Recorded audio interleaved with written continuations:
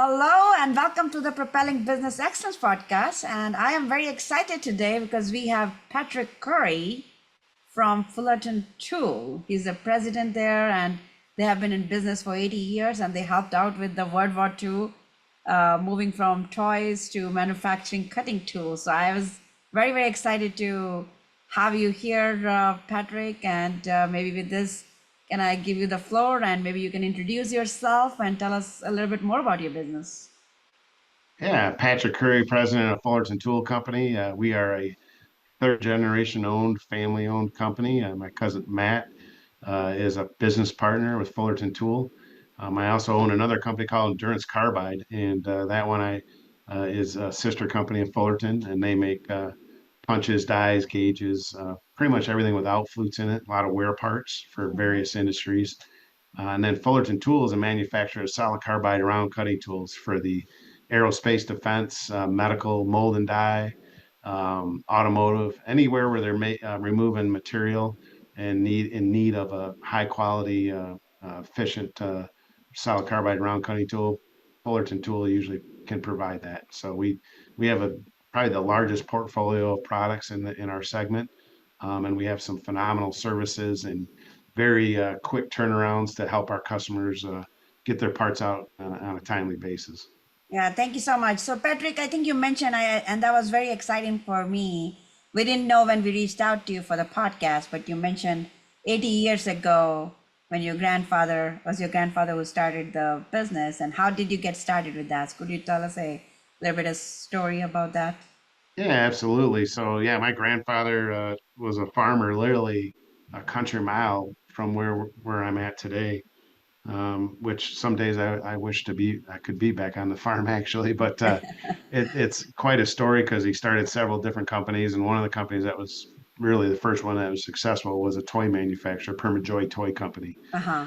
And what happened? World War II broke out, and like everybody in manufacturing, they got the letter from the War Production Board said, "Hey, you have to use everything you're doing towards the war effort." So my grandfather hooked up with some local tool makers and started making tools or toys. Instead of toys, he made tools to help fight the war effort. So we developed tools for different parts for the jeeps to the tanks to the aircraft and whatever we could do to produce as many tools as possible to help win the war, basically. And the great manufacturing of the United States is really a big integral part of really producing and outproducing the world to help our country win the war. Uh-huh. That's amazing. So you helped out with the World War, and now you're helping out other companies with making these cutting tools. And you mentioned various industries, right? Could you tell us the top three industries that you're helping out? Yeah, the biggest, really, I mean, probably the big three would be aerospace and defense, medical, where they're making hips and knees, different various parts for the body, right? A lot of that's titanium and Inconel or cobalt chrome and all stainless steel, stuff like that. And then the aerospace, it's a lot of Inconels and high temp alloys. And then you have automotive is another big one for us. So we do a lot of special step drills, reamers, sell a lot of carbide reamers. So there's just a lot of different parts that are cast in the automotive side that need to Uh-huh. get finished right to size. So that's where we help out. And then in the aerospace, it's typically a billet of material and they're removing it and machining it down to like a wing spar or some various for airplane or whatever the product might be that they're producing. So we do a lot in the medical and aerospace and automotive would be probably the top three, and then mold and die is right up there too. And who are your top, I guess, clients in all three industries? You mentioned Boeing was your client. Yeah, Boeing's a big customer. Triumph Aerospace, Lisi, Janicki. We do business with uh, all kinds of different tier one suppliers to the defense industry. So there's a lot of different customers in that segment. And then in the medical, there's you got Stryker, Smith and Nephew, Zimmer, Biomet, Medtronics. There's all kinds of different medical manufacturers all over the country, and thankfully still producing a lot of that, majority of that in the U.S. Yeah. But the automotive, General Motors, Ford.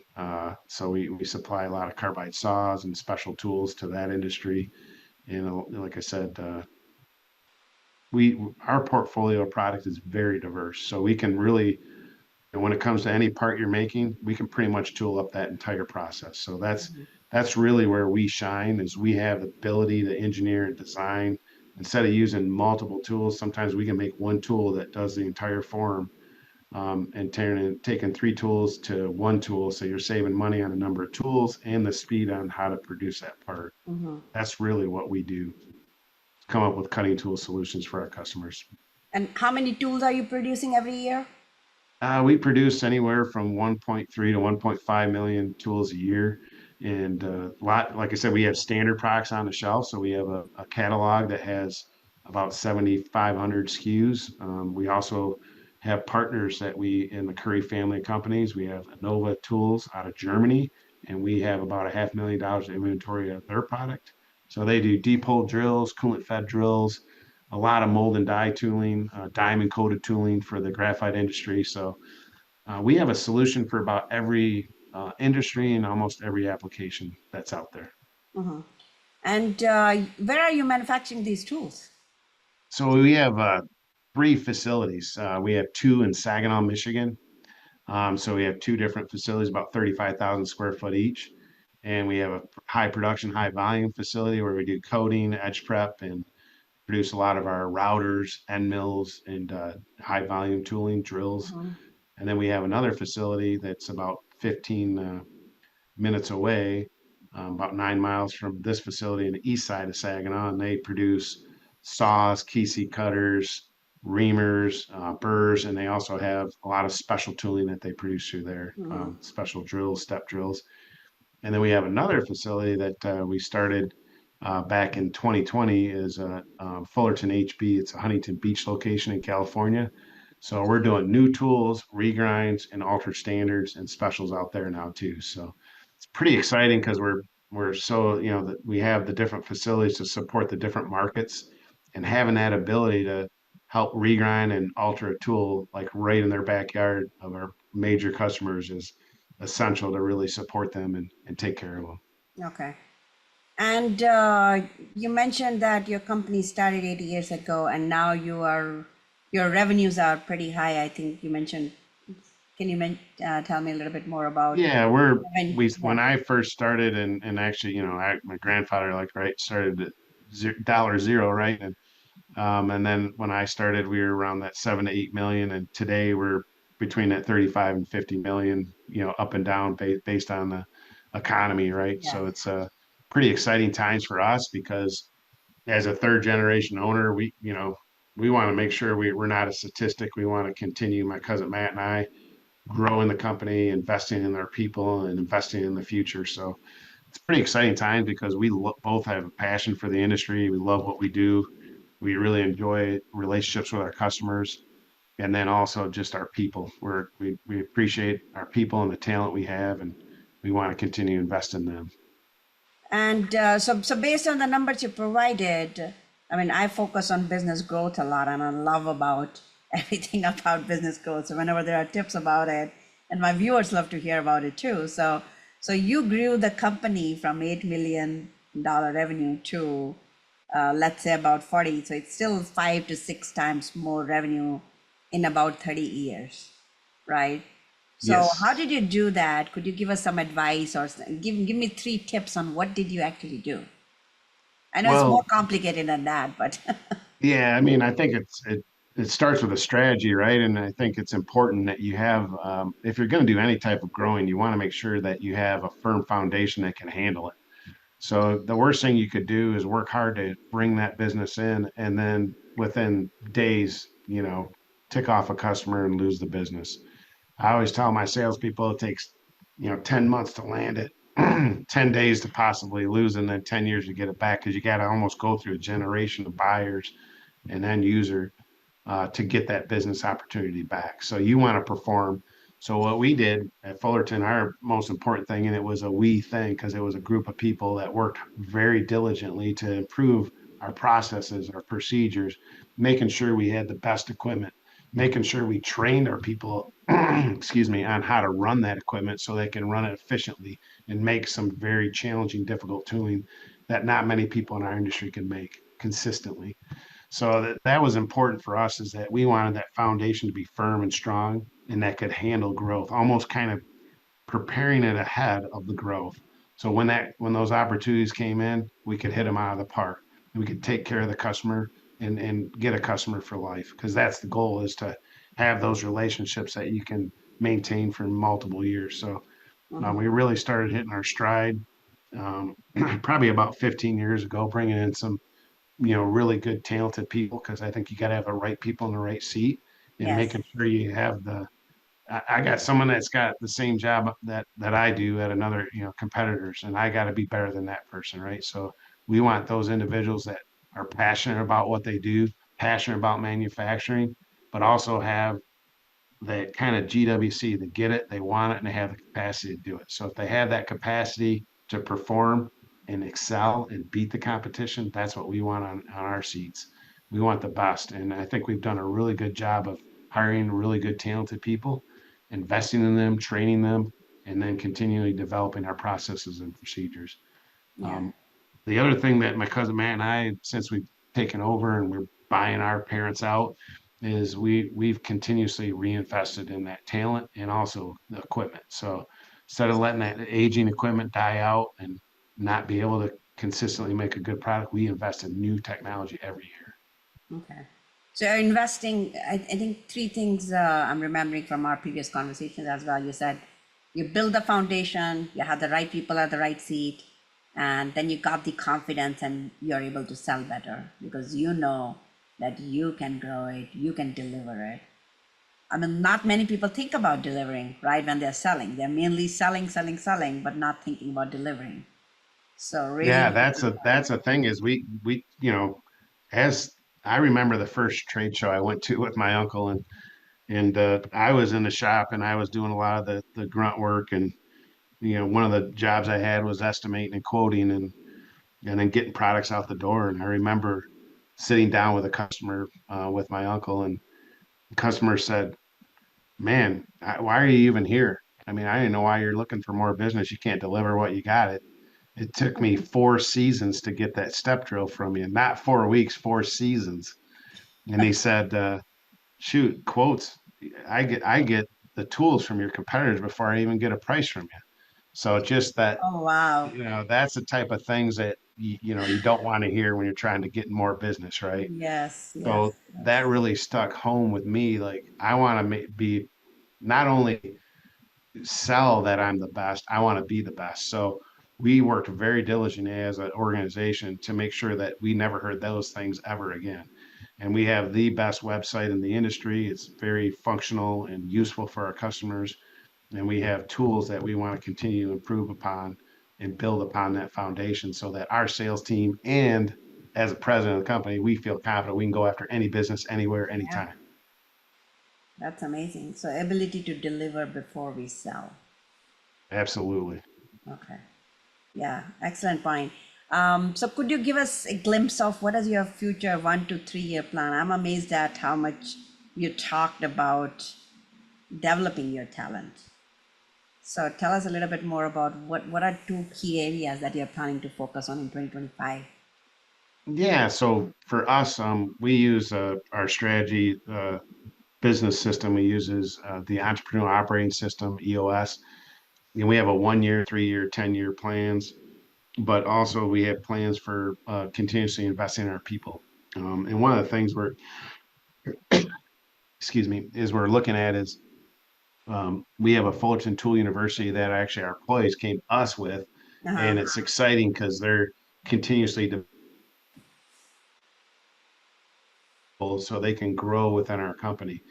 The idea being that they have opportunities right in their own company to improve themselves, and making sure they have the training to be able to be successful in that. Yeah. So a lot of it is we do leadership training. Currently, we're doing John Maxwell training. We have someone coming in. Brian Pruitt does a great job training our employees, and it's been an outstanding leadership training program we've done this year. Okay. So you plan to do more of those leadership training, talent development, etc. Absolutely. And Okay. even looking at financial literacy training to help our employees really get a grip on their finances and help them be successful, not just in business, but in life. Okay. And the obstacles that you see, I guess in terms of revenue growth, what is your revenue growth goal for next year? Um, Next year, we want to be in that 45 to 50 million range. Okay. Is the target to really get back into that atmosphere again. And we've got the capacity to do that. We have the ability to do that. We have a sales force we're putting together, so we are looking for some sales team members. Interviewing a couple in a couple weeks actually. So we're bringing in some different talent in certain regions and locations that we have some holes in. So we're looking for some of that talent. And always looking to help our employees get better. So whatever we can do to do that, and give back to our community as well. How many salespeople do you have in your team? Right now, we do a hybrid model. So we have direct sales force that work directly for Fullerton, and they're regionally based. And then we also have a sales team of industrial manufacturers reps. So they may sell our product and then a handful of other products that they get paid a commission on. So if you put all those together, we have over 55 salespeople in the United States, Oh, okay. um, all regionally located in different states and different regions where heavy manufacturing is. They are your employees? Yeah, there's a hybrid. So we have about eight direct, and then the rest are industrial manufacturers rep agencies that we partner up with. Oh, I see. Okay. So 8 are your employees, rest are more of your Correct. reps then. Okay. Wow. And you mentioned you have about 201 employees now, correct? Yeah, 201 employees between all three facilities. And again, they work really well together. They're a Yeah. team that really wants to get better in all aspects of our business. I see. And do you see any obstacles with your 2025 goals? I think, there's a couple. I think the good news is what I'm hearing from different organizations that do, is forecasting is that machine sales are going to be up 20 to 25%. So that's typically good for us because usually when they buy a new machine, they got to tool it up. So um, that's a good thing. Some of the obstacles I see is possibly the tariffs might have some impact, but I know that's a negotiation tool that needs to happen. Some of that will be a benefit towards us and our customer base, and some of it might affect some of our customers. So it's really um, not, I mean, kind of unknown at this point, but we know there's going to be some effect on that. And then I do think energy costs are getting out of control, and I think that's an issue that is of concern. There's definitely energy costs and healthcare costs and some other costs that are going up.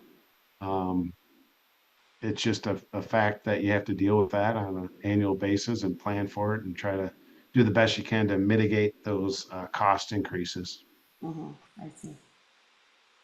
And I guess what advice you have for the aspiring entrepreneurs or the people that are facing challenges in their business? Yeah, I mean, for me, I think the biggest advice for me that never stop learning. I mean, when you stop learning and investing in yourself and trying to get better and learn as much as you can about the industry you're in, if you don't have a passion for that industry, you shouldn't be in it. So I love manufacturing, and I read various trade magazines, do a lot of different research online, and I try to learn as much as possible about our competitors, about what's new in our industry, where industries are heading, the different forecasts that are out there for various industries we deal in. And I feel the biggest thing for me that helped was getting involved in different associations, different groups, and even volunteering time in committees or boards. And you get to rub elbows with some very talented and very smart people that like to give back.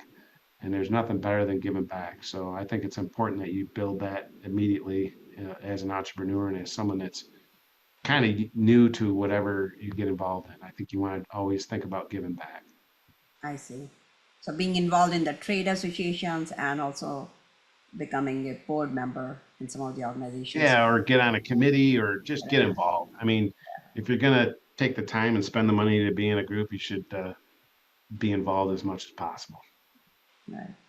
And I think one question that we forgot about asking is, what are some misconceptions about running a business? I think a lot of it is just people thinking that, especially a family business, like it's not that hard, and you got it made type of thing. But really, to me, it's just kind of earning that respect from your fellow employees, from your customer base. It's something you got to work hard at. You got to really, really work hard at it on a daily basis, and you got to almost start with a fresh slate every day and build that base back up again. And if you lose that and feel like it's a given, then it's going to start slipping on you, and it's going to start going in the wrong direction. So I think the misconception sometimes is like, you get it, set it, forget it. No, it's you got to work at it every day, and you got to try to improve, and you got to try to help others. Yeah, you mentioned you are on the interview all the time, right? Yes, absolutely. Yeah, I feel like I'm on interview with not just my fellow employees, because they're looking at me as a leader, as an Yes. example, and then also with customers. When I sit down in front of them, they're looking at me going, do I want to do business with this company? If the third generation owners are schmucks, I don't want to deal with them, right? So Yes. um, they're worried about their supplier. So we want to instill that confidence when they're dealing with us. Yeah, that's the first time I'm hearing it. I didn't know that either, but yeah, thank you very much. This was really great interview.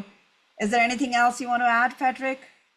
No, I just feel that it's important to always give back wherever you can, in your community, and really, as you grow and are successful, you need to always think about giving back to the community, to your employees, and Mhm. doing whatever you can to help out wherever you can.